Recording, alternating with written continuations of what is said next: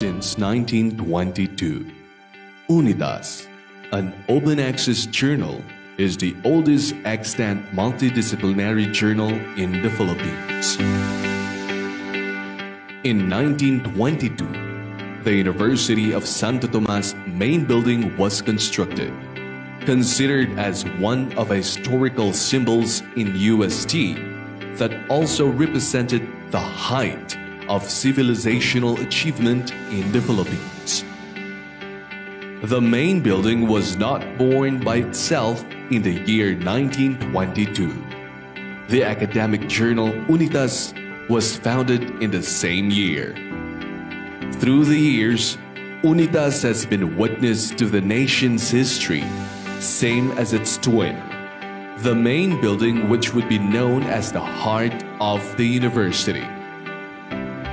During the so-called peacetime of the interwar years, UNITAS has the courage to speak about the urgent issues of the day, as well as from the state-of-the-art in fine scholarly theorizing in the arts and published scholarly articles included on the incubation period of the infection typhoid, a series of articles on the indigenous church, problems of working-class legislation in the Philippines, the socialistic dream, the fine arts and aesthetic pleasure, the Philippines woman and her influence in the future. During the early American period, the same year when UNITAS broke into academic publication scene, 3 other journals came into limelight. The Philippine Journal of Science, established in 1906 by the American government, had its interest in scientific research only. The Philippine Agriculturalist and Forester, established in 1911 by UP Los Baños, was founded by the student body of the College of Agriculture and Forestry.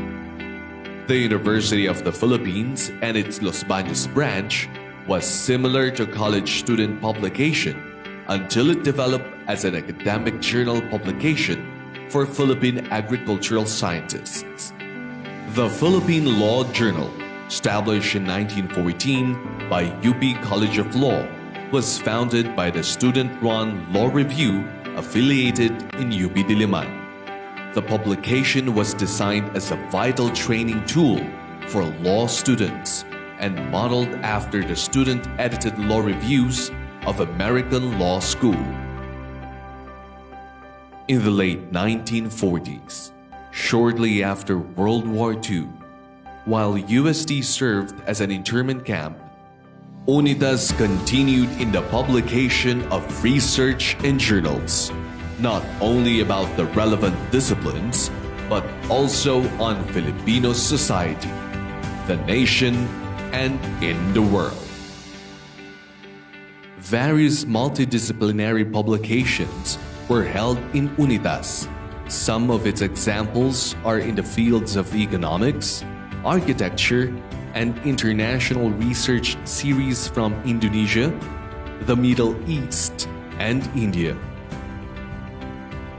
Today, UNITAS has expanded its arena to scholarly international conferences and publications, not just through traditional publication, but also shifted to open access online journals. UNITAS will celebrate its centenary in 2022. Looking into the rich history of the journal itself has been made possible by the UST Heritage Library collections, which has painstakingly scanned all copies of UNITAS starting from its very first issue published in July 1922. This was done for the preservation and digitalization of the journals and for the convenient perusal of specialists, scholars, and general readers. As the oldest university-based multidisciplinary journal of its kind in the Philippines and possibly in Asia, UNITAS is a rich source of information and insights in understanding various aspects of the history of knowledge production in the Philippines across the disciplines. UNITAS is an international online peer-reviewed open access journal of advanced research in literature, culture, and society, published biannually, May and November, by the University of Santo Tomas.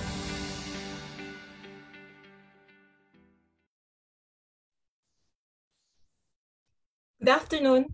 This is Hani Alerta, your host, and welcome to the second installment of the UNITAS Authors International Lecture Series as part of the year-long centenary celebration of UNITAS as it turns 100 years old this year.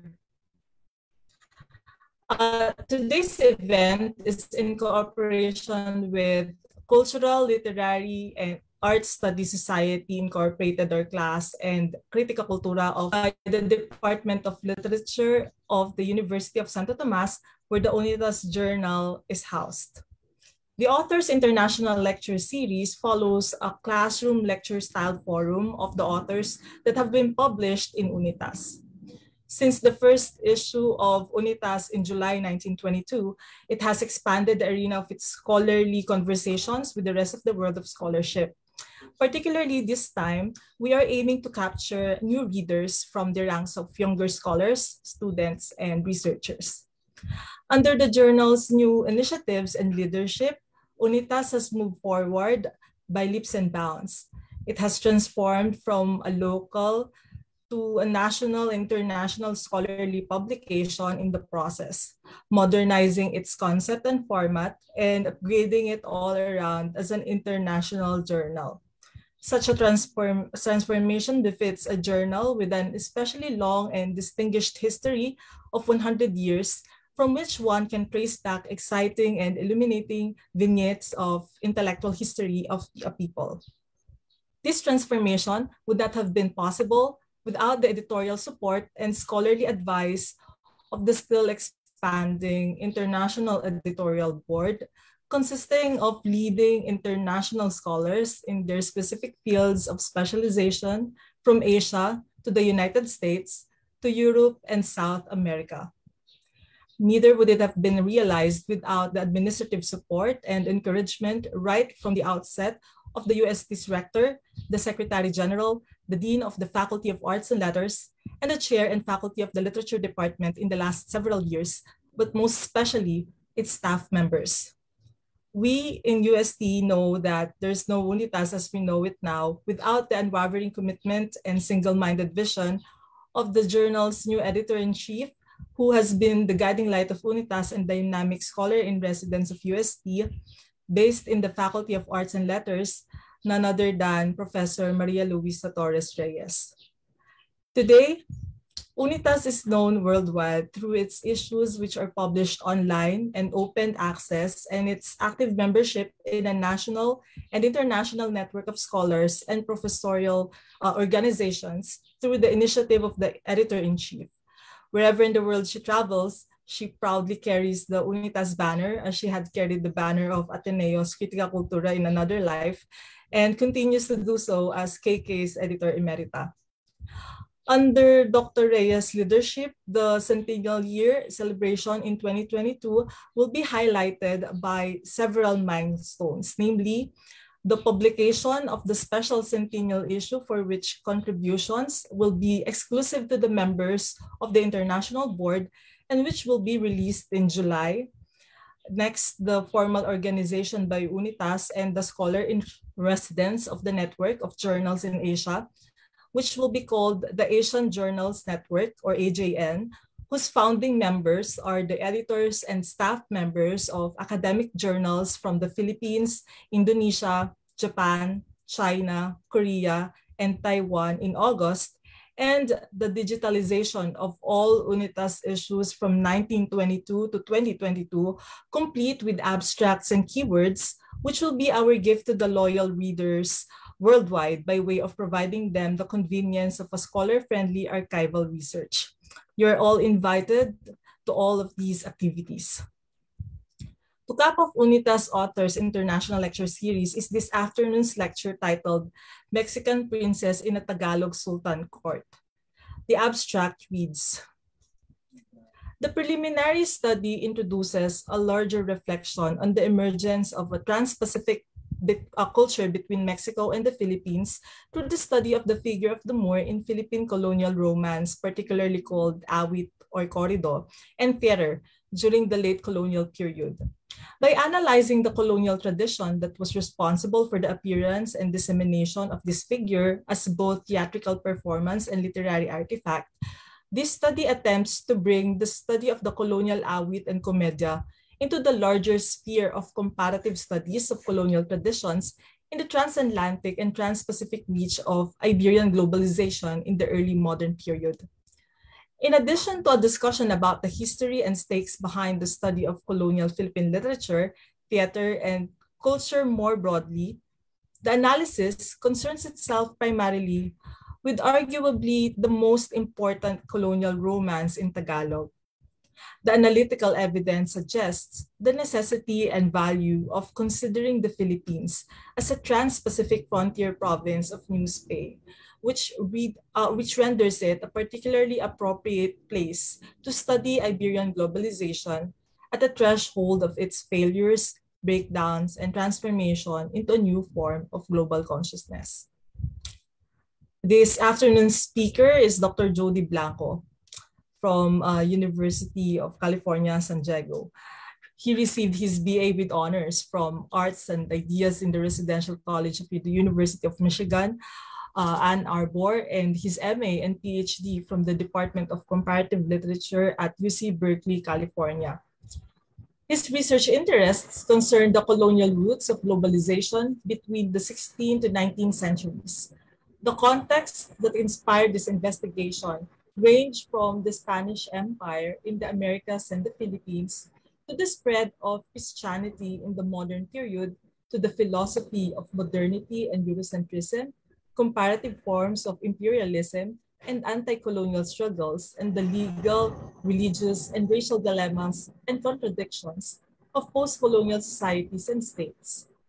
Dr. Jody Blanco's courses engage with these themes in and through the study of Philippine, Latin American, Caribbean, and U.S. minority literatures and cultures. He is the author of Frontier Constitutions, Christianity and Colonial Empire in the 19th Century Philippines, published by UC Press in 2009 and that of UP Press in 2010, and the translator of Julio Ramos's Divergent Modernities in Latin America, Culture and Politics in the 19th Century. Without much ado, ladies and gentlemen, let us all welcome our esteemed speaker, Professor Jody Blanco.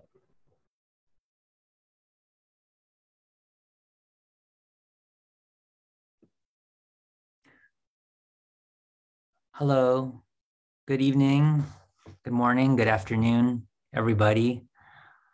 My name is John D. Blanco, Jody Blanco, and I am going to present a video lecture on my research and on the article that was published in UNITAS last year or the year before that was entitled A Mexican Princess in the Tagalog Sultan's Court. Before anything, I would like to thank Professor Lulu Reyes for inviting me to give this lecture, and also the editorial staff at UNITAS. And without further ado, I will proceed. I have about 40 minutes to give this video lecture, and so I will do my best to stay within the time. Okay. Get out of here, turn this on. I hope this is the one. It is not. Okay, let's try this one. Better. Okay, A Mexican Princess in the Tagalog Sultan's Court. Teaching and learning from the trans-Pacific roots of colonial theater, or moro and literature, the awit at corrido of metrical romances that were published in the Philippines beginning in the 19th century. Although there's evidence for an oral tradition of metrical romances that preceded the 19th century. So here's a kind of overview of what I'm going to be talking about today. And these are the overarching research questions that are directing the study. First question being what connects the Philippines to world history and culture between the 16th and 18th centuries in the colonial period. There's no satisfying answer to this question in the existing historiography because the focus has generally been on how Filipinos have resisted their absorption and assimilation to colonial powers. And that whole reactive manner of responding to the colonial period ends up closing off or foreclosing the possibility of a deeper investigation into the connection between the Philippines and world history and culture during this period of time. Having said that, I think it's very important to research this subject and to ask questions in an open-ended manner to delve deeper into the roots of Philippine culture, colonial culture, and its transformation during the Spanish colonial period. And then the second question that drives the research is how can we teach and learn from the colonial past? I think that once again, there have been, in traditional historiography that's been published in the past 50 or so years, kind of two main responses to that question of what do we do with the colonial past? And, one set of answers, which is really framed by the research of many scholars from the Ateneo de Manila, although it's not exclusively Ateneo, but an approach to that question has been that the colonial past mainly serves to tell us or explain to us who we are today. That is a predominantly Christian culture and country that was Christianized and Hispanized by Spain between the 16th and the 19th centuries. A contrary response comes from, I would say like a UP Diliman kind of trajectory of polemic and research, which would argue that we don't have anything to learn from the colonial past, precisely because the colonial past was not a Filipino past, but rather a Spanish one.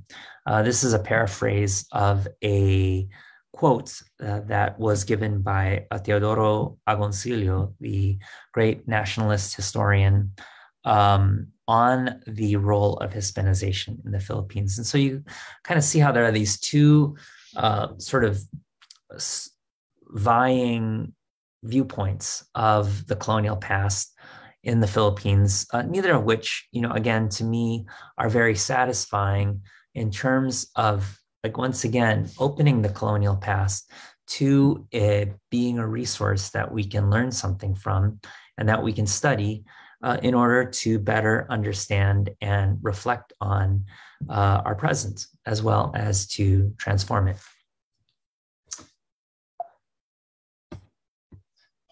So the first part is going to look at Philippine literature and culture in the context of globalization. And I have a million slides to go through here, so I'm going to try to go as fast as I can.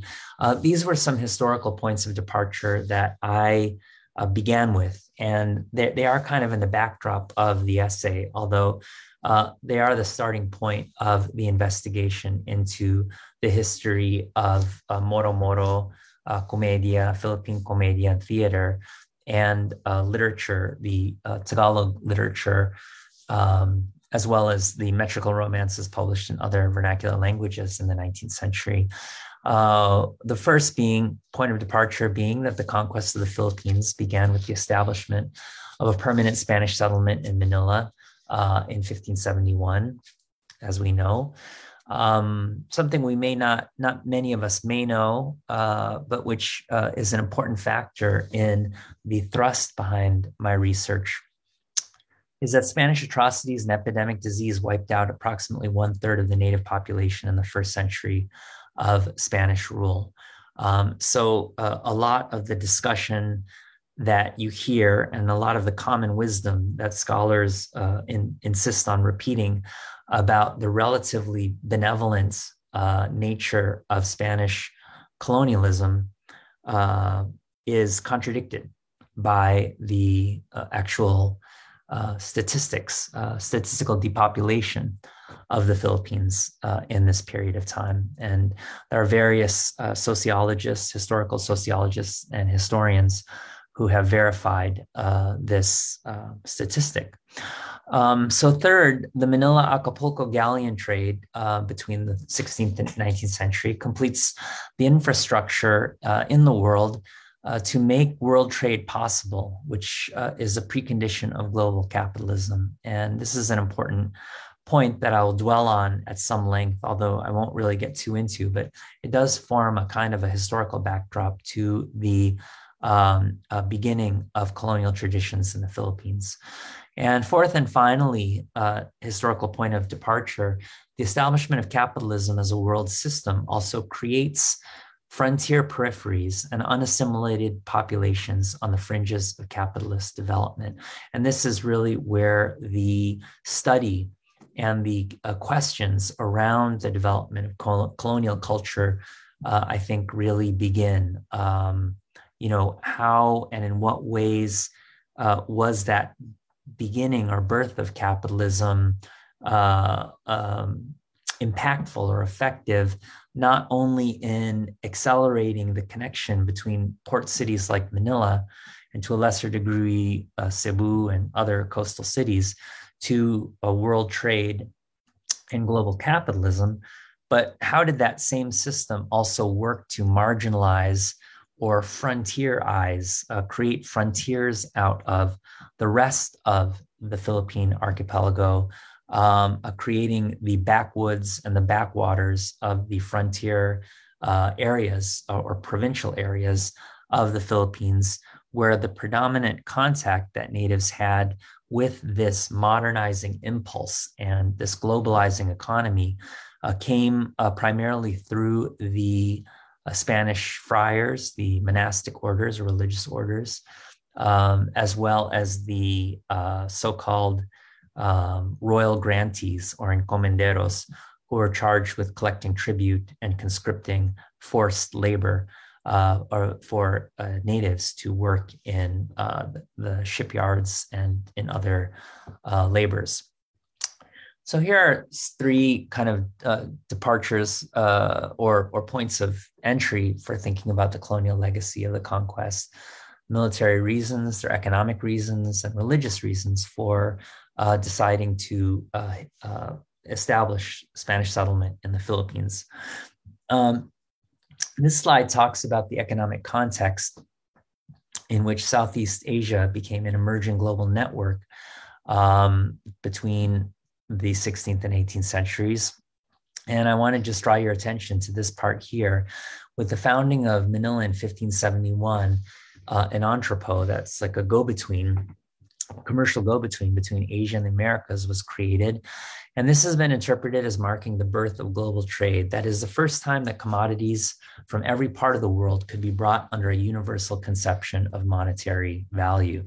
I'm not going to go into this next slide. One of the values, of course, of doing a slide presentation is you can always stop the slide presentation if you want and read it and try to digest sort of the footnotes here. But it is a kind of a backdrop, again, of what is happening in the Philippines as early as the 16th century, whereas most historians and scholars choose to study the 19th century as kind of the birth of the modern period in the Philippines. I think an argument can be made for why we should dial that back to the 16th century and look at the developments that were happening then. Here is a sort of a map of the circumnavigation of the global economy in the 17th century and the different ways in which slavery connected Africa to the Americas, and that American silver connected the American exchange with one another across the globe. Universal standards of economic value and exchange become possible.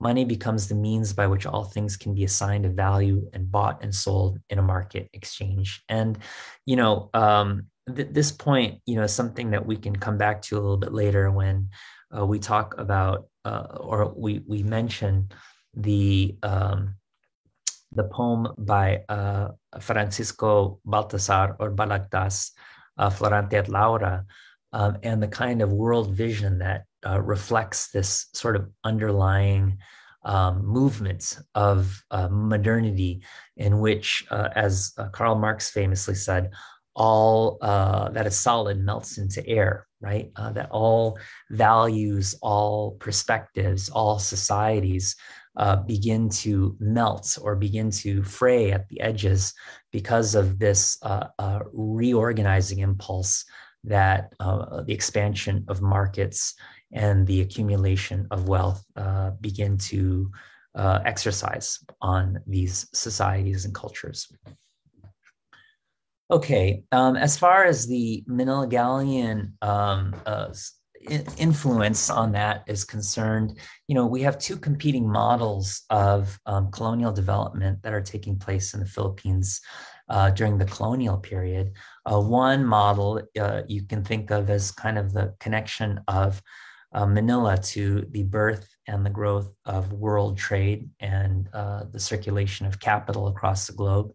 But another point of departure entry to thinking about colonial development is the role of the mission and its particular influence on the life of and culture of native Filipinos in this period of time.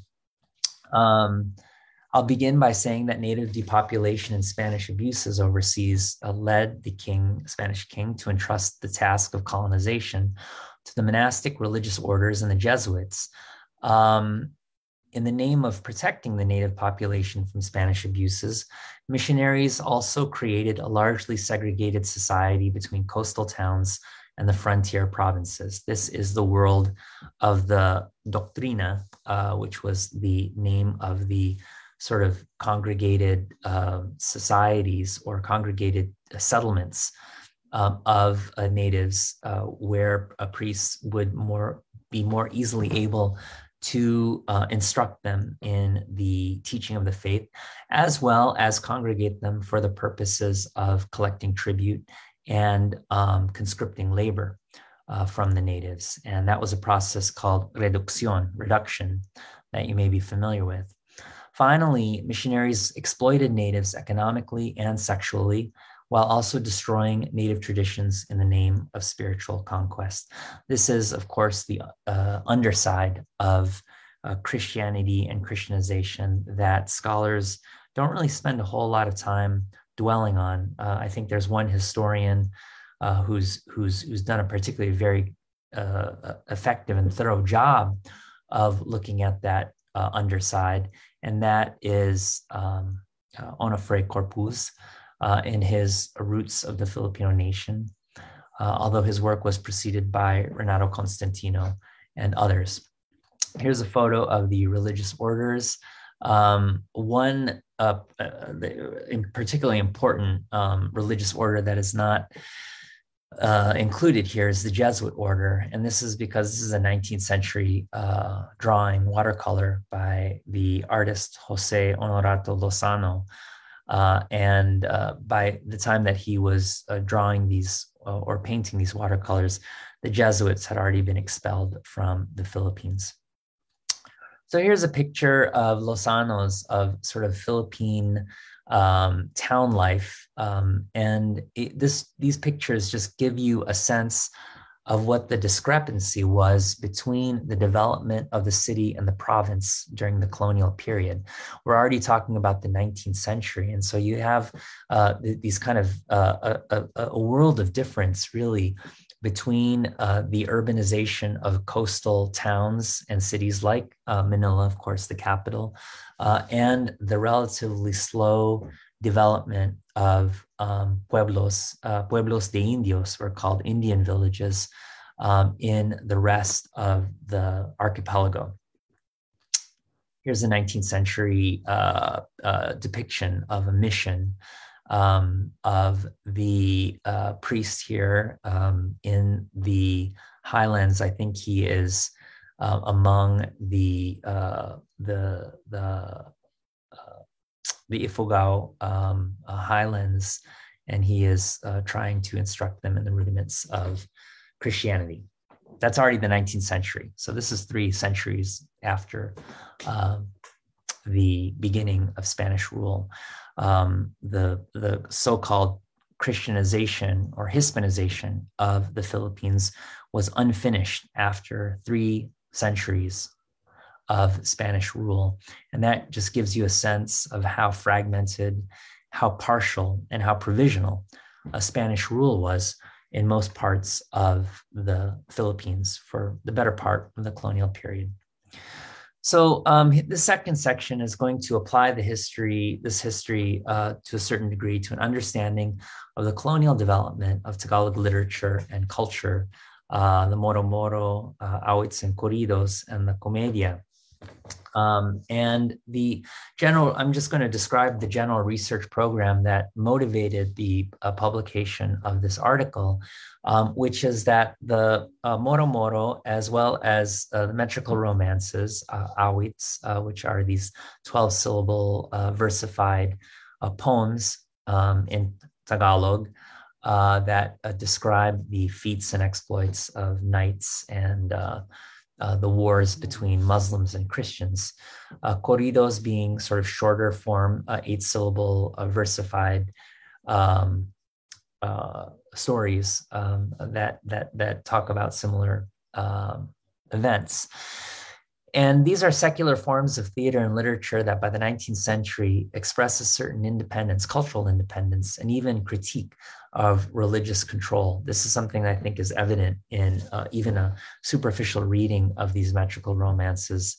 And so the content of these early forms of theater and literature seem to have no direct connection to the liturgical rite, Christian liturgical rite, nor do they have a very effective or pronounced didactic or pedagogical function in promoting Christianity. And so then the research question that sort of motivated, again, this study is how did natives come to produce their own form of colonial culture outside Christianity, particularly given that the religious were the ones who were in charge of supervising and controlling the expressions of culture that came out of native culture and society throughout the Spanish period. There are 3 main points of departure for thinking about the moro-moro. And the one that we're, of course, most familiar with is the one within the Philippines itself, which begins with the colonial historiography of Spanish bibliophiles Vicente Barrantes and Wenceslao Retana, who were late 19th century colonial officials who were writing on the development of culture in the Philippines. And their take on the moro-moro we'll be talking about in a second. There's another point of departure for thinking about the theme of Moros versus Cristianos and in these kind of dances that the moro-moro exhibits. And that is the Spanish reenactment of the reconquest of Spain that was taking place ever since the medieval period, in which a Spanish court theater would dramatize and present these mock battles called escaramuzas or skirmishes, mixed with conversations or these kind of didactic dialogues called parlamentos or parliaments, in which Christians and Muslims would argue over the superiority of their religion.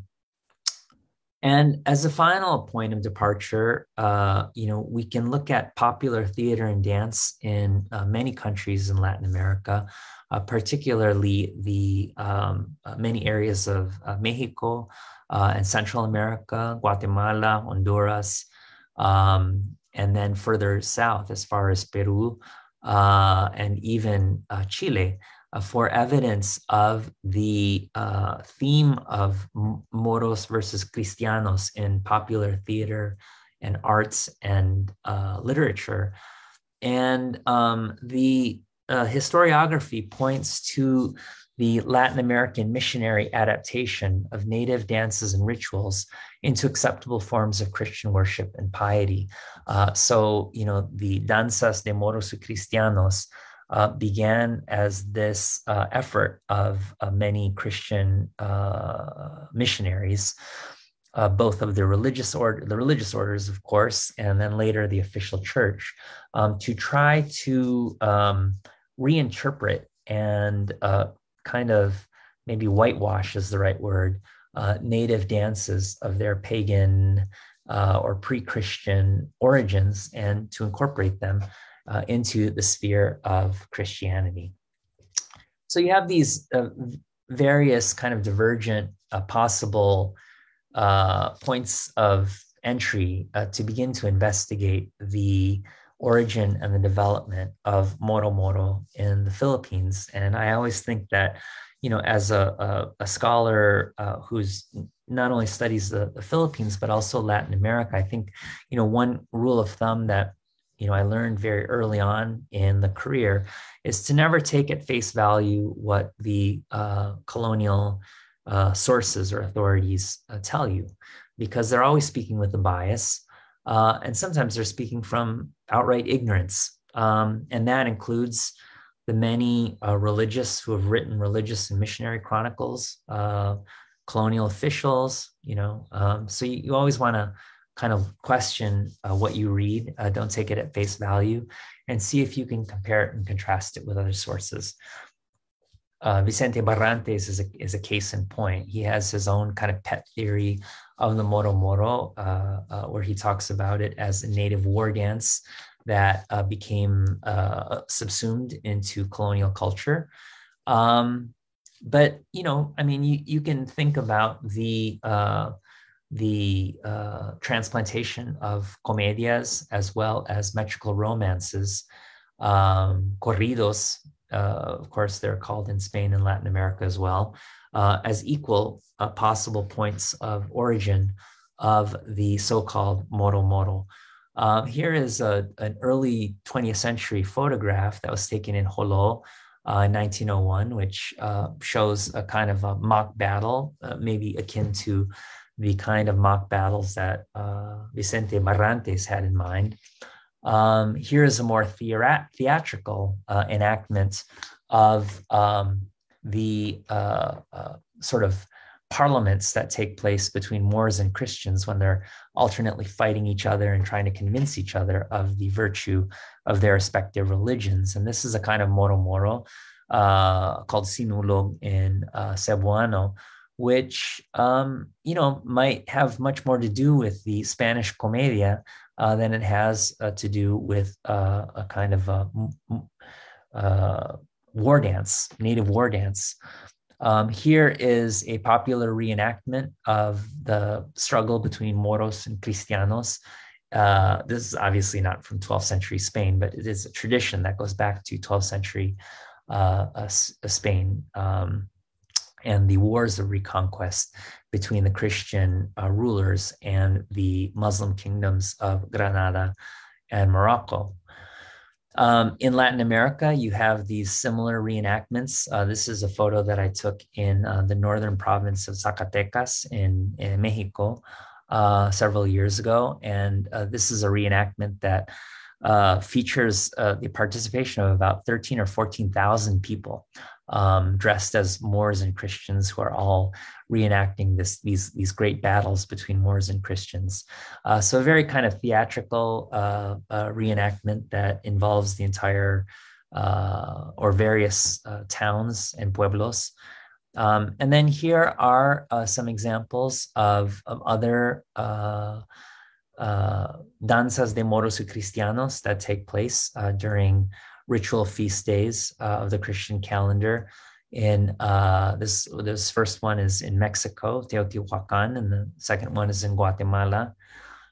Here are some photos of the Moro Moro as it is represented in the comedia, as well as in these kind of native folk dances like the Maglalatik in Laguna, which was originally danced as a Moro Moro.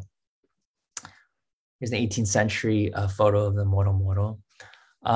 If I have time, I'll show you some videos of the Moro Moro and the danzas de moros y cristianos in Latin America and the Philippines, because I think that their similarities are very telling. The question then that, these different points of departure lead me to ask is, why would missionaries allow for the penetration of native Christianity into Latin America? There is a simple answer that the narratives suggest, which is that they couldn't prevent it. That especially in the frontier provinces of Latin America, as well as the Philippines, which is everywhere outside of the coastal cities, missionary authority was the only Spanish authority in the provinces, although some people will use that fact to make an argument that this is why missionaries were strong, you can actually make the opposite argument that this is what accounts for the weakness of Spanish authority in the provinces, where there's really only one missionary who is tending to usually a number of settlements, and is forced to kind of go from one settlement to the other in the course of a year in order to administer the Christian sacraments and hold a mass and do confessions and do all of those things. To the point that there are some settlements that weren't visited by a priest for many years. So one explanation could be they couldn't prevent the acceptance and absorption of native tradition into the Christian culture. A more generous interpretation might be that Christian missionaries and later priests accepted native traditions to frame Christianity as a universal tradition. And, in order to make a pitch that Christianity is a universal tradition that welcomes everybody, includes everybody, you need to sort of put your money where your mouth is and show that this is indeed the case. And so, these missionaries were probably very anxious to show that native tradition was okay and even welcome, provided that it be modified to serve a Christian or Spanish message. And so, this kind of leads to my first sort of thesis that I'm developing in this article on the so-called Americanization, or maybe Latin Americanization is the right word. Rainer Bushman calls it the Mexicanization of the Philippines, in which missionaries did in the Philippines what they effectively did in Latin America. They absorbed native influences, but tried to modify them at the same time. So the Moro Moro, just like the danzas de moros y cristianos, was made to perpetuate the myth that the Christian defeat of the pagan or Muslim enemy was an act of divine providence, and that Christianity brought law to a lawless frontier. This is the general story that a Moro Moro, when it's celebrated during the feast day of a Christian saint or the Virgin Mary in a town, is meant to reproduce, to reinforce. At the same time, however, missionary control of the narrative is never complete, and both the persistence of the native elite in positions of authority after Spanish, the advent of Spanish rule, as well as the survival of the shamanic traditions of the Babaylan and Catalonan as spirit mediums and healers, allowed alternative forms of authority and law to exist throughout the colonial period.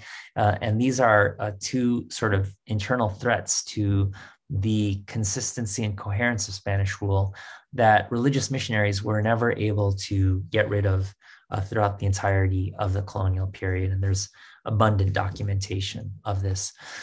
So finally, going from theater to metrical romance, and these are the study of the awit and corrido specifically, I landed on what was probably the most recognized as the most kind of popular parent text of many Tagalog awits and corridos in the 19th century, and that is the story of Charlemagne's 12 peers or paladins, the 12 knights who were his lieutenants in his bid to creates or recreates the Roman Empire as a Christian empire throughout medieval Europe in the 8th century.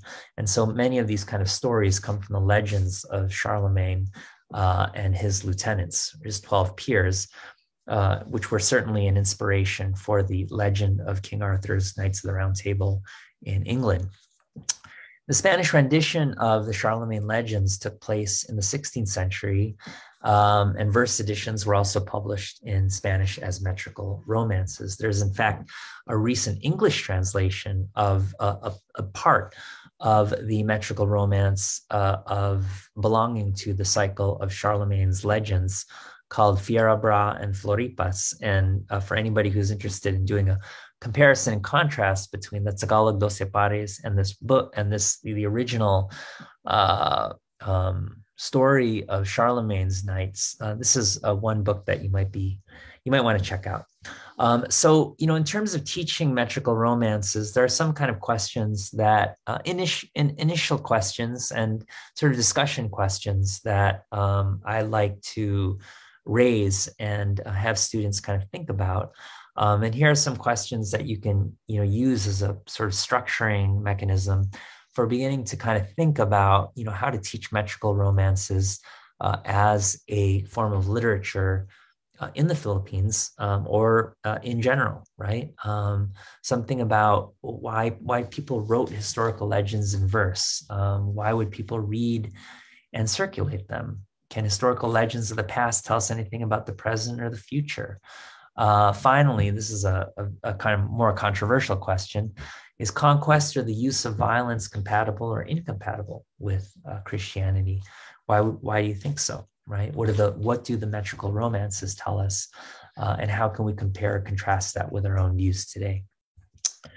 So in terms of comparing and contrasting Doce Pares between the Spanish and Tagalog traditions, and the Doce Pares, I should also say, is a legend and a tradition that is not only popular in medieval Spain, but becomes immensely popular and in fact, almost hegemonic in many parts of Latin America. The traditions associated with the retelling of the 12 Knights reaches all the way to Chile in the south, and then all the way north to areas like New Mexico, among the Native Americans in the United States.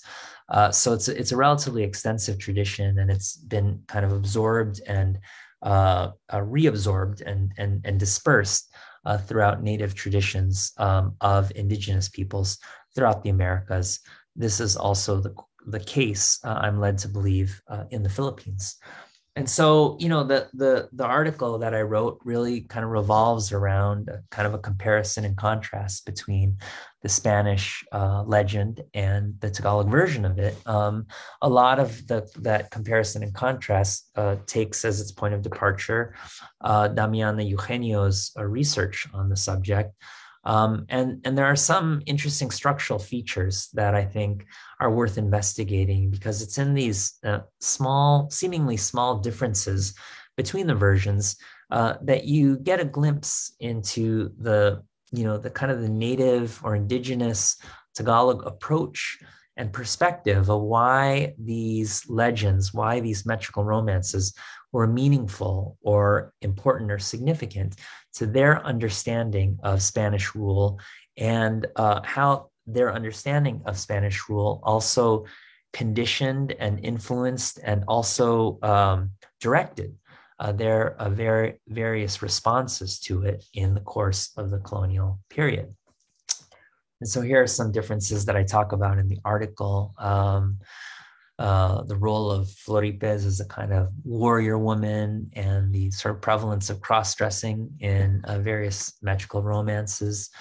And I just, wanted to conclude by saying that, one of the kind of hidden interests or agendas behind looking at Doce Pares and its influence in colonial theater and literature is to introduce another comparison and contrast between Doce Pares as a kind of foundational awit Pitong Infantes de Lara is, of course, another one, but looking at some of these foundational metrical romances as a point of re-entering and trying to reinterpret what is arguably the most sort of important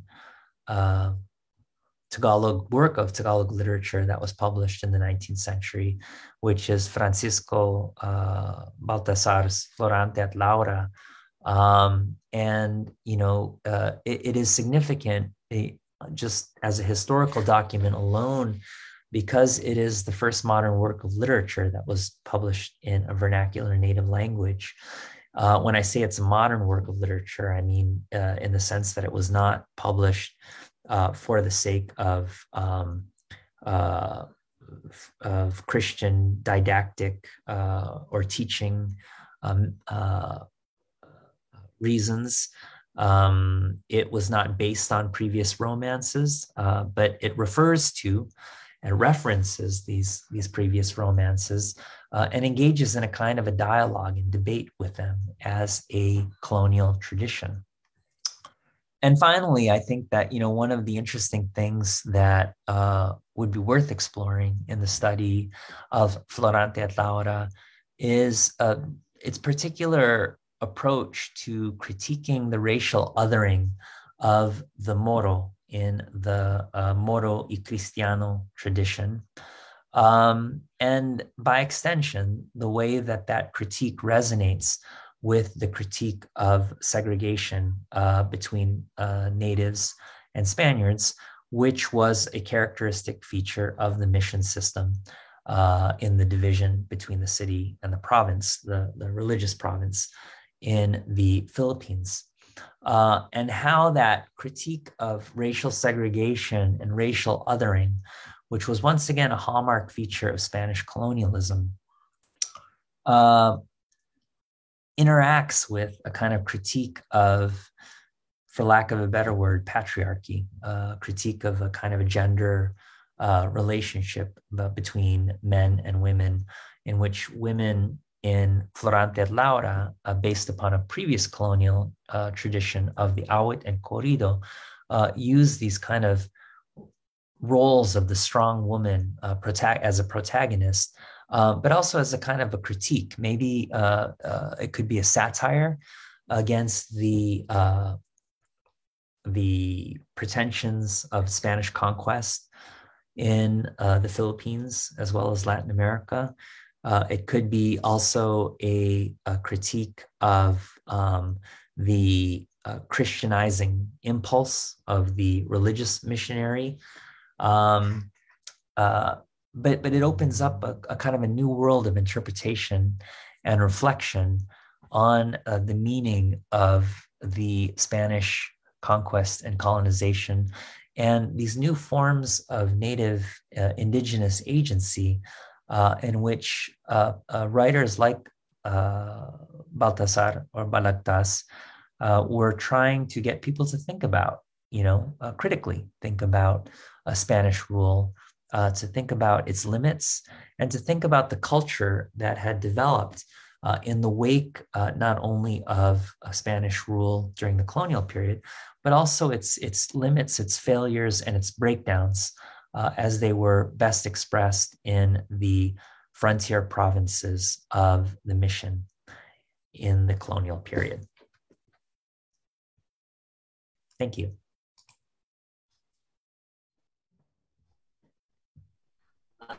Thank you so much, Professor Jody Blanco, for your very engaging discussion on the colonial awit and komedya into the larger sphere of comparative studies of colonial tradition as critique of segregation between natives and Spaniards.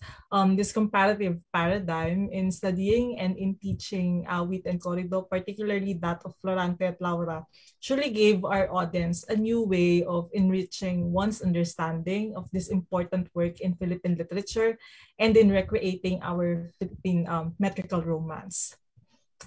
We now come to the open forum so as to engage our audience into this conversation regarding the teaching of the socioeconomic, religious, and cultural context and power relations that emerged during the late colonial period thereby enhancing our perspective and understanding of teaching awit and corrido in Philippine literature. Please be reminded to key in your questions or remarks at the comment section. Now let's have the questions coming from the audience.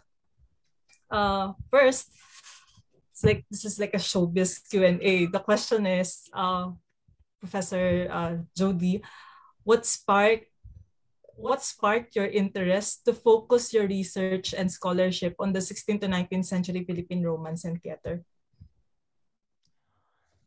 Thank you, honey. And before anything, I wanted to thank once again Professor Lulu Reyes, the editorial board of UNITAS, and Francis and Honey, of course, for your marvelous technical direction.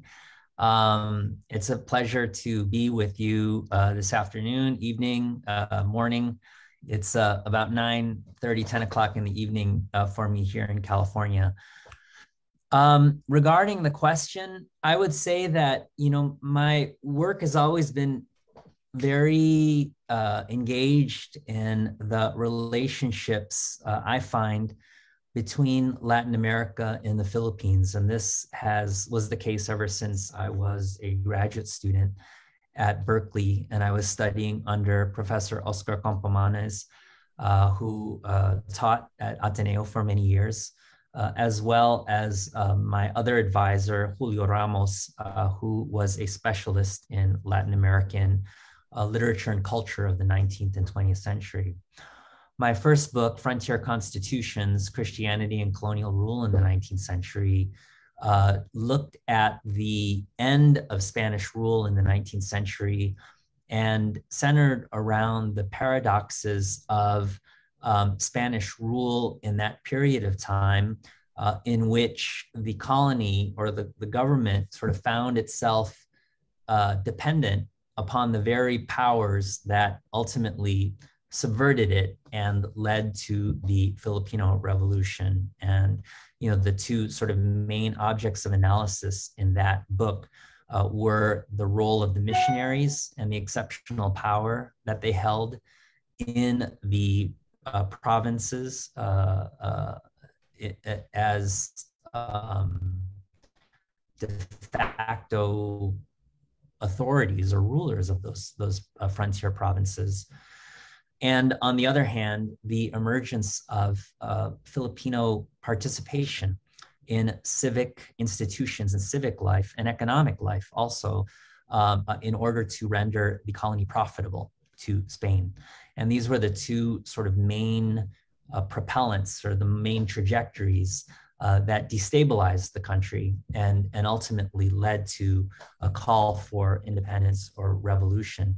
After I had finished Frontier Constitutions, I got really interested in the origins of Spanish colonialism, but not just the origins of Spanish colonialism, but more particularly the origins of the idea of how it was that Filipinos became or did not become Hispanic, the relationship between the secular or temporal powers and the spiritual ones, the religious, and looking at how that compared with the response to Spanish colonialism among native indigenous groups in Latin America, in Mexico and Peru, and other parts of Latin America, because my hypothesis or the idea that I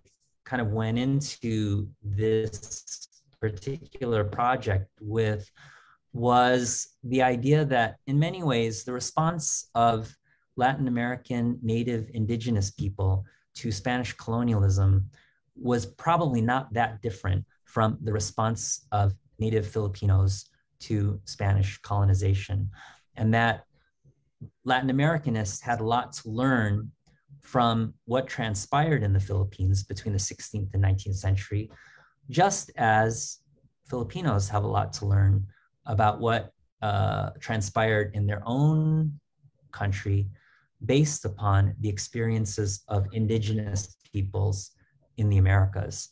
And that was really just the hypothesis I had going into the book project, which I'm in the process of completing.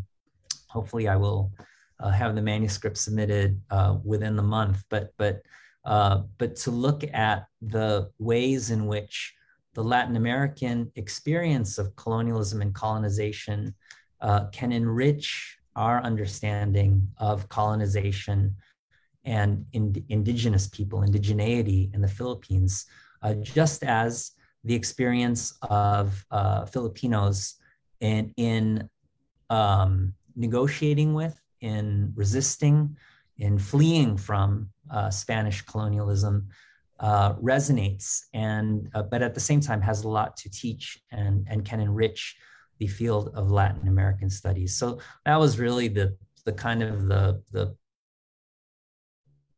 impetus behind this particular project, and it's changed a bit since the time, the period in which I wrote the article. But I think the sentiment is the same: is that we have a lot to learn from each other, and I think that due to various factors, one of them being the nature of the academic disciplines and the tendency to sort of categorize Southeast Asian studies as one thing and categorize Latin American studies as another thing, categorize African studies as another thing. Because of that, a regional separation and parochialization of the academic discipline, we missed an opportunity to learn something from each other and to have a dialogue and a conversation about the kinds of things that we have in common, and also the experiences that were different enough in which we could really learn from one another what exactly happened in the Philippines. And this is another thing that I find, that we could benefit from other scholars from other countries and in learning about is learning about our own past. Sometimes in order to learn about our own past, we need to look at the way other scholars in other countries went about learning about their own past, and to learn from them with the promise that they too will have something to learn from us. It's just the first question, but it's as if you have answered the several questions that I have lined up here. Well, thank you so much, because you have given us for sure a faculty. Our audiences are composed of faculty, undergrad and graduate students who are literature majors as well, and those who are teaching the other disciplines in the humanities. You've given us a lot of things to think of, especially the way we render and scaffold our lessons, especially in teaching Philippine literature. The second question has something to do about the resources that teachers can use in terms of using the comparative method, especially in teaching Florante at Laura. Here in the Philippines, Florante at Laura is taught in grade 8. And students who are enrolled in Philippine literary history may also have this kind of review. So the question is, your lecture has emphasized teaching the text using the comparative method to elevate the discussion of colonial history, economy, and culture during the colonial period in the Philippines as represented in Florante at Laura. May we know to which particular text can the teachers compare Francisco Balagtas' works? Perhaps it has something to do about, the problem about looking for credible text to compare it with. Thank you, honey, for that question. I've always, I'm a product of the U.S. educational system. I was born and raised in the United States. And so I never read Florante at Laura until I was probably in my mid-20s. I never read Jose Rizal until I graduated from college. And on a trip to visit my family in the Philippines, I read Noli Me Tangere, and I read El Filibusterismo. And it, obviously I didn't have the same background, the same kind of upbringing to be able to engage in those literary texts the way Filipino students do from elementary school on. But in another way, I think that there's an advantage there because, I think as a almost as a foreigner, you know, I'm noticing things and I'm processing things in a different way. And Florante et Laura is a very strange text. I don't think students really realize what a strange text it is, because you know they're learning verses of it from the time that they're in elementary school. Jose Rizal too, a very strange author. And when you place them into the context of comparison and contrast with other authors of the time period, I think the strangeness of their works really stands out. And I think that strangeness has something to tell us about Filipino history, about Filipino culture, about the reception of Christianity and the Catholic religion, about the colonial, the nature of colonialism in the Philippines and its long legacy in the 20th and 21st centuries. So going back to your question about Florante et Laura, like I said, it's a strange text. And I think that you don't, or it's hard to get a sense of that strangeness if you don't have the context, the historical context of the general genre in which Florante et Laura emerges, or even the texts themselves, you know, like because Florante et Laura and Baltasar, Francisco Baltasar or Balagtas, it was responding to a genre. He was responding to a tradition. And if you don't, I feel that, you know, if you don't have the context of what that genre was saying, what that tradition was saying, and what it meant or what it signified in the 18th and 19th centuries, then a lot of the magic of Florante et Laura, I think, is lost. A lot of the beauty, a lot of the strangeness, the queerness of Florante et Laura doesn't really make a lot of sense. You know, like I think, for example, you begin with the name Florante, right? And the name, you know, it literally means flowering, and it belongs to a whole tradition of earlier Tagalog metrical romances, or awit and corrido, in which the princess was named Flor, Florida, Flerida, Florciferes. There's about 10 different variations of the name Flor, and they were always the name of the princess, usually the Moorish princess, in these awit and corrido. So just from the name again alone, Florante, there's something strange going on. You know, in Baltasar's poem, it's a man, it's not a woman. But it is a man who has these very feminine characteristics. He's helpless, he's passive, he's tied to a tree for most of the poem. He has to be rescued by a Moorish prince. And then the two men, the Moorish prince and the Christian prince, have to be rescued by a Moorish princess and the Christian princess. It's a very strange play, or a very strange awit. And I think, again, that strangeness doesn't really come out without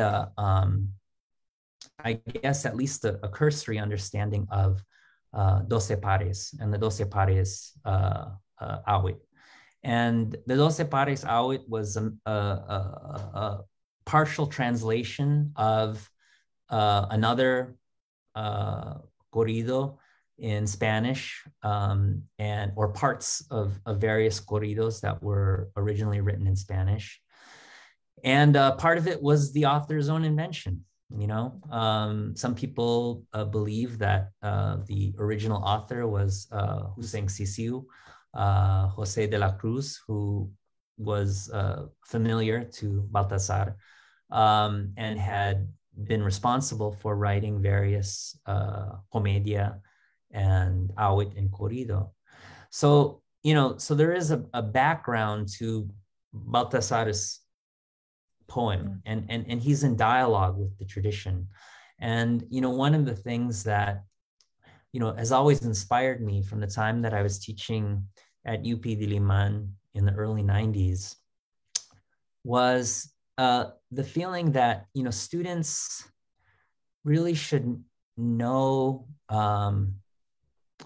the history of their literature, the history of their culture, the history of the struggles that their ancestors who were indigenous underwent during colonialism, and to understand the colonial legacy. You know, I was teaching at a time when, you know, a lot of students were just really focused on making a career, working for a corporation, multinational corporation, learning English as lingua franca of the multinational corporation. And I felt that there was very little use I found that students had for understanding the past and understanding the legacies of the past. And, you know, I think one of the things that, as I said, always inspired me as a teacher and a scholar was to emphasize or to show how the past is usable. That an understanding of the past not only gives us a perspective on how we became who we are, but also encourages us to imagine how things could be otherwise than they are in the present. And that's what the past helps us to do. The past takes us back to a moment where things could have gone in different directions. They could have gone one way, they ended up going another way. And those kinds of open questions lead us to criticize and critique our present and imagine alternative futures. And that's the value of the past. So to bring it back to the context of Florante et Laura, you know, you can read the poem as it's taught, you know, I think in elementary school and in high school, as a kind of like, this is our heritage, you should be proud of it. It's a very articulate poem in Tagalog. It's beautifully written, and it's great. You know, I mean, that's one way that you can approach it. But another way that you can approach it is, well, what are the kind of questions that Baltasar was asking, and why were they important at the time, and who was he talking to when he was writing that poem, and why was he introducing the innovations that he introduced to the awit and corrido?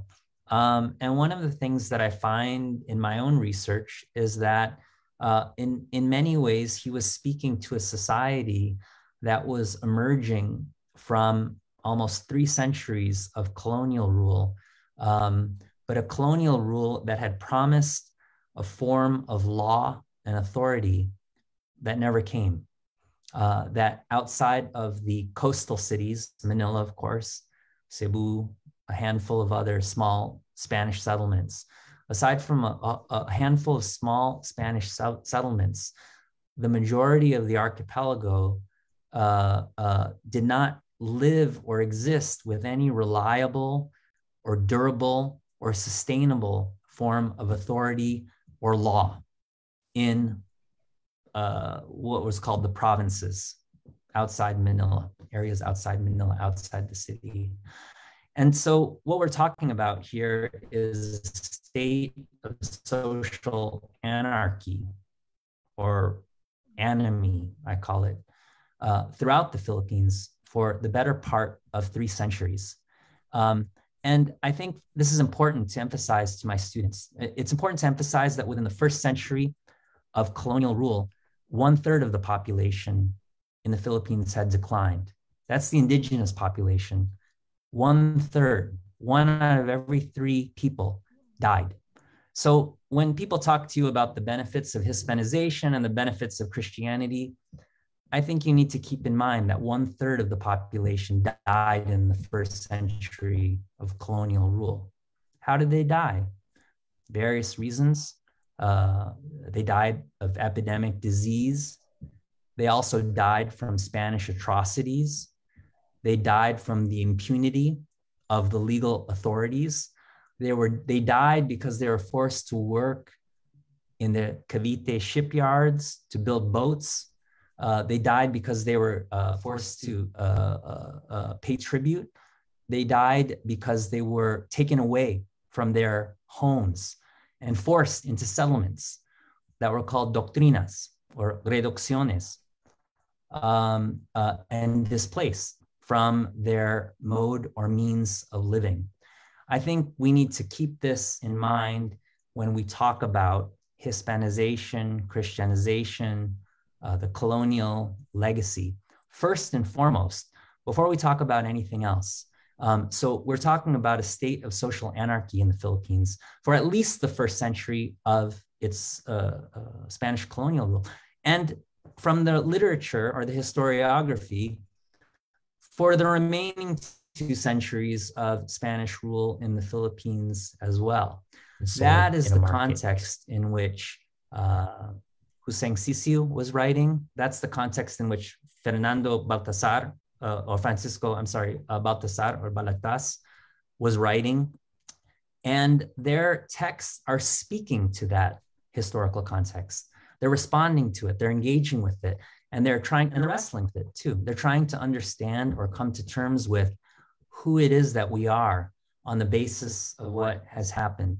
One of the essays that we used to read in my class, and I recommend it to everyone, is a famous essay by Jose Rizal, The Philippines in 100 Years, or the Philippines in a century from now, and he gives the history of the Philippines that virtually no other historian, except for maybe Onofre Corpus and maybe Renato Constantino, have followed. But a history of the depopulation, of the atrocities, of the impunity of the legal authorities, of the impunity of the missionaries, and of the brutal consequences of 3 centuries of colonial rule that shaped the people in a decisive way. And I think that when you take that historical context into consideration, some aspects of the awit and corrido, the metrical romance, become a little bit clearer. I think that you have on the missionaries, and this is of course the interpretation that Nicanor Chongson follows in his study of the komedya and awit. You have on the one hand the attempt of the religious missionaries to try to control stories, control a narrative, to be able to tell the story of how the Spaniards became the legitimate rulers of the archipelago. And the way that they tell that story is through a story of Christianity versus Islam, the right religion versus the wrong religion, the moral people versus the immoral people, and the defeat eventually of the evil by the good, and the establishment of law on the basis of that victory. So there's one side or one aspect of the awit and corrido, which is about that. There's another aspect, and this is the aspect of it that really interests me, of these stories in which you see these authors, beginning with people like Jose de la Cruz and other writers who are forgotten now, who insert things. Damiana Eugenio did a fascinating study of the awit and corrido many years ago.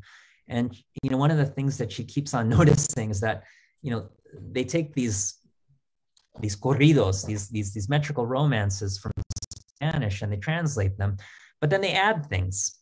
They insert an episode here, they add a little episode there, they take out some material and they put some other material in.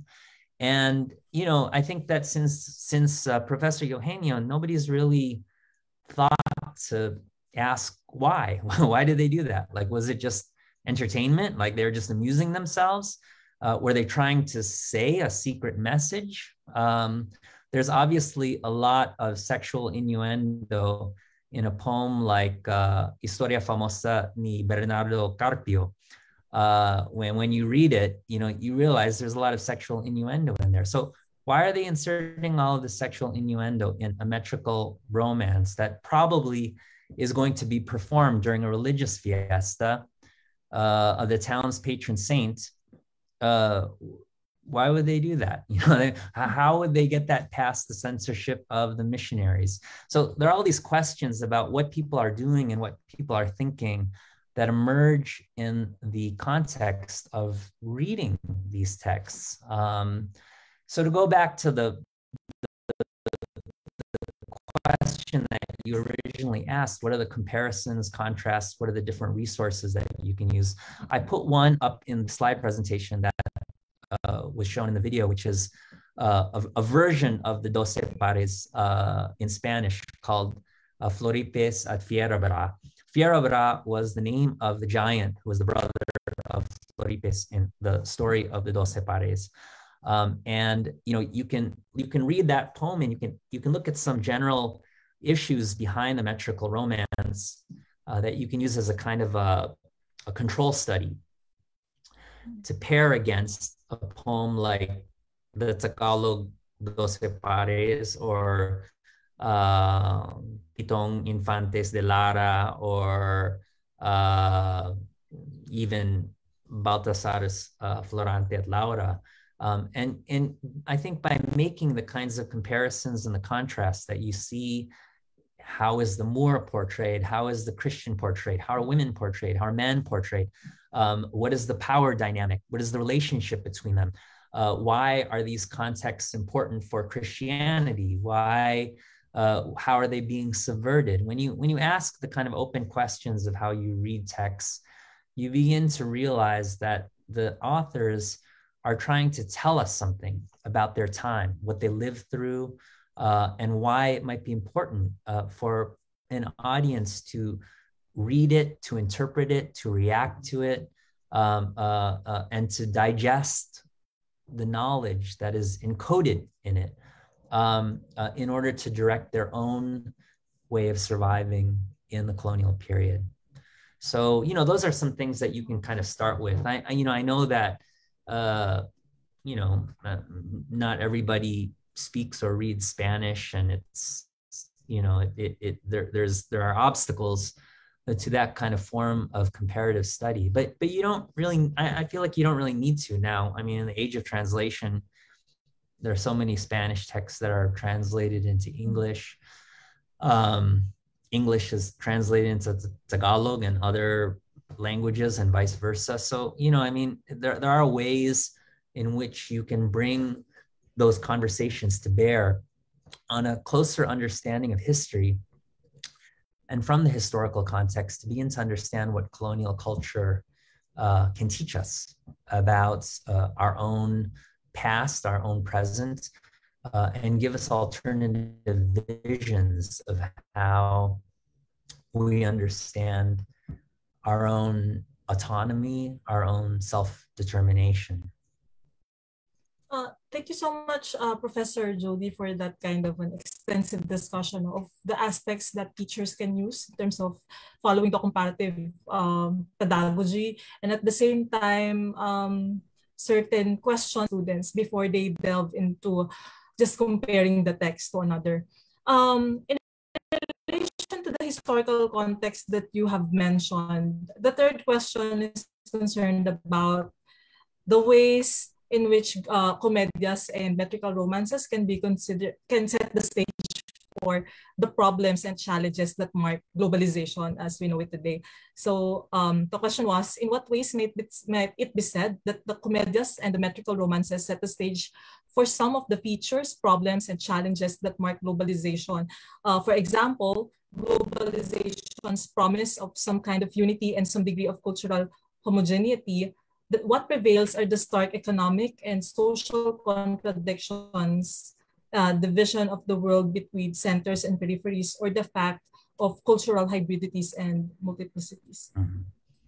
Wow, that's a pretty pretty heavy question, right? Well, perhaps just the first half. You know, well, the researcher just gave an example, but yeah. Yeah, that's contextualizing it perhaps in the 21st century, because teachers are always encouraged to, you know, to elevate the relevance of a text in literature. We always connect it to how our students understand, you know, their environment, the issues that they know of today, and teachers try to connect it. So perhaps that kind of context, and as an extension, the globalization in the 21st century. Yeah, well, one of the things I tried to emphasize in the video lecture that I submitted was the necessity of looking at globalization in a longer context. You know, when we think of globalization, we think of it as a the tendency, I think, in popular perception is to think of globalization as a 20th century phenomenon, maybe 19th century, 20th century, but mostly as a 20th century phenomenon. And we associate it with ideologies of development, economic development, modernization, the neo-colonialism and imperialism. We associate globalization with capitalism and the kind of emergence of trade, international trade among the European empires, and the seizure of colonies in Africa, Southeast Asia, economic dependence in Latin America. These are all things that we associate with the 20th century. But, you know, one of the things that I've, learned in the course of studying the early colonial period is the necessity of thinking about globalization from a longer view, to think about colonialism and to think about globalization as a moment that in many ways begins not in the 19th or 20th centuries, but actually in the 16th. And there are scholars, of course, that will say, well, it began even before then. And, you can look at examples of the Silk Road, for example, between Asia and what is now the Middle East, as an example of a very early form of globalization. But I'm looking at the 16th century as a moment in which, for two reasons. I mean, there's a concrete instance of why globalization should be located in the 16th century that I give in the video lecture, which is that with the founding of Manila in 1571, it becomes possible for all of the commodities throughout the world to be connected to all other commodities throughout the world through markets. And this is the argument that these two authors, Dennis Flynn and Arturo Giraldes, have made about the importance of Manila and the Philippines in the 16th century, that it was only with the emergence of a trans-Pacific trade between Mexico, Acapulco, and Manila that you have the possibility of connecting the value of all commodities from one part of the world to the commodities of another part of the world. And that's important because when those commodities all begin to interact with one another in an international exchange, it becomes possible to standardize value, monetary value. It's possible to assign and exchange value to anything and everything, whether you're looking at a market in Istanbul or you're looking at a market in Macau. It is possible through the comparison and contrast of commodities, it's possible to assign and exchange value to all of them. They all become standardized. And this is what led Marx to talk about money as a universal equivalent. It's a commodity that has the power to evaluate all other commodities, put them on a standard unit of measurement in which anything can be given a value and then sold or bought in a market on the basis of that value. That's one of the things that the founding of Manila makes possible. So that's a very concrete instance of how globalization depends upon the emergence of capitalism. And capitalism was not possible without this possibility of linking markets across the globe. That's a concrete instance of globalization. On a wider level and on a more kind of abstract or general level, though, I think we can look at the epoch of the discovery and conquest of the Americas and the circumnavigation of the globe by Magellan around the same time. You know, the conquest of Mexico or New Spain took place in 1519. And in 1521, Magellan circumnavigated the globe. The year after Christopher Columbus discovered or stumbled across the Caribbean islands, Vasco da Gama sailed around the Cape of Good Hope and reached India. So we can think of that earlier period of travel, of discovery, of finding new routes in order to open up new markets as also constitutive of early modern globalization. It was the time when people from different parts of the world were trying to find ways to get to other parts of the world in order to create profit, endeavors, whether that was something so simple as looking for gold in the Americas and the Philippines, of course, as well, gold and silver, or that was a question of establishing merchant networks to trade commodities and to be able to exact a profit from that. Or that was the case of monarchies and governments of colonizing other countries to be able to exact a tribute from them, which was the case of the Philippines and Spain. These were all the foundation of the modern state in the 16th century, the beginning of capitalism based upon the unification of markets, the beginning of international law under the Dominican priests, Francisco de Vitoria and Bartolome de las Casas in the 16th century. These are all part of that moment of early modern globalization. And I think that if you don't, I think that understanding that context of early modern globalization gives a perspective to the way that we understand globalization today. Because in the 16th century, just as today, there are choices, right? And there are alternatives. There are different directions. There are different ways to understand the moment that we're in and how we go forward from the moment that we're in. And once again, this is a quote from Malcolm X, one of my favorite thinkers. He says, "Of all our studies, history is best qualified to reward our endeavors. Anytime you have a problem, all you have to do is look around and see who else had the problem back then. And when you see how they got theirs straight, then you'll know how to get yours straight." That was, Malcolm X. And I think that, with history, we can do that. We can say, well, how is there a similar problem in the 16th century as there was in the 20th and 21st century? How did those people respond to it, right? And what can that response tell us about the way we respond to our challenges today?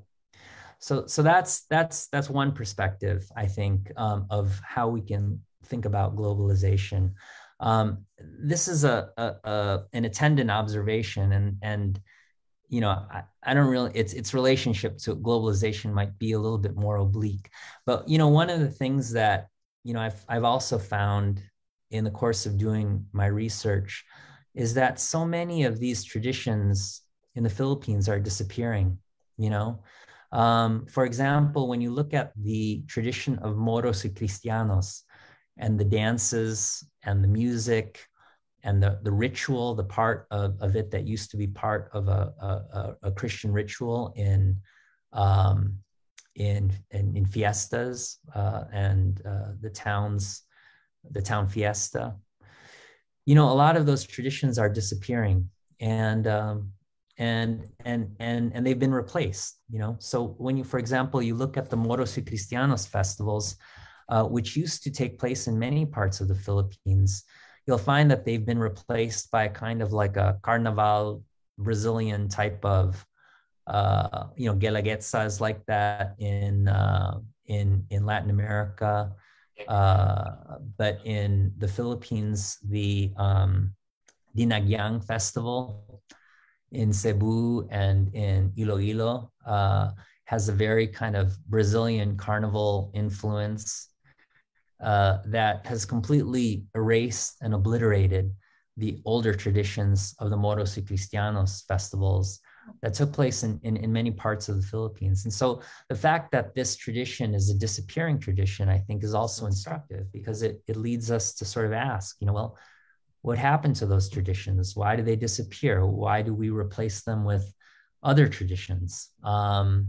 And what does that replacement tell us about where we are and where we're going? So I think there's another comparative dimension to the disappearance of traditions and folkloric, experiences and events that belong to the Philippine tradition. Thank you, Sir Blanco. Last question. What are the new directions that you are undertaking in enriching the study of Trans-Pacific culture? New directions. Well, you mentioned the keyword that seems to be on everyone's mind these days, which is Trans-Pacific. And what is Trans-Pacific? What does it mean? What does it mean as a frame of comparison among indigenous cultures across the Pacific Ocean? What does it mean in terms of the connections and disjunctions between Southeast Asia and Latin America? Early modern globalization, or globalization in general. What does it mean in terms of understanding the future of connections between, I don't know, the Philippines and Mexico, or between East Timor and Brazil, or Japan and Brazil and Peru, or other kinds of connections that people have.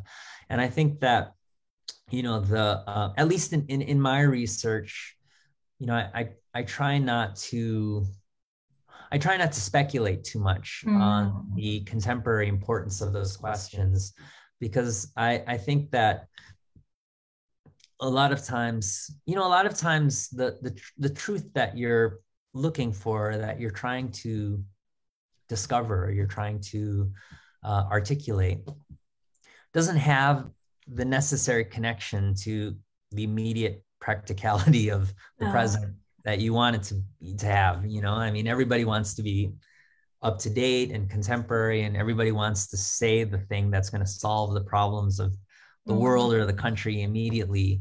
And when you do